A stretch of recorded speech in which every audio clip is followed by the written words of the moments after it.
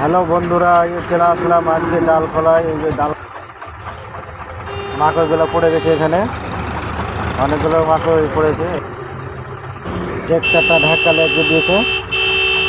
যাই হোক, গোহাটা এখানে ট্রেক্টর দিয়ে চলেছিল, বেঁচে গেল, আগাম সেরকম হয়নি। আর মাঞ্জাতে মনে হয় হালকা লেগেছে, গোড়া দেখছে আর কি।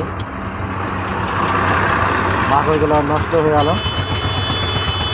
একটা বস্তায় ছেড়েছে, বেশি ছেড়েনি। এই ট্রেক্টরটা ধাক্কা লাগিয়ে দিয়েছিল। এই চলে আসলাম এদিকে চলে আসলাম। এই দেখেন কতগুলো মাকে গাড়ি দাঁড়িয়ে আছে। আপনাদেরকে আরও দেখাবো, আগা দিকে যাচ্ছে আর কি সামনে। এই চলে আসলাম এদিকে, এখনো যাইনি, যাচ্ছি আর কি। এসে গাড়িটা দাঁড়িয়ে আছে এখানে, এখানে কাটা করলে এখন বাইরে যাবে। এদিকে গিয়ে মালিককে দেখাবে, তারপরে মাল খালি হবে। মালিক আসেনি, মালিক আসছে রাস্তায় আছে, 8টার আগে আসবে না। এদিকে আপনাদেরকে দেখাবো আরও কতগুলো মাকড়ের গাড়ি দাঁড়িয়ে আছে। সবগুলো তো 4 টন 5 টন 6 টন 7 টন করে লোড আছে, কোনটাতে 8 টনও আছে। এই দেখেন, আপনাদেরকে দেখাচ্ছি সরাসরি।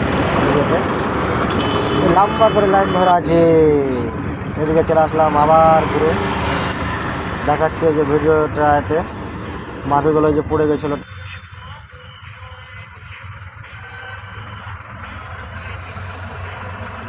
সে মাকড়গুলো কুড়াচ্ছে এখন। ওই যে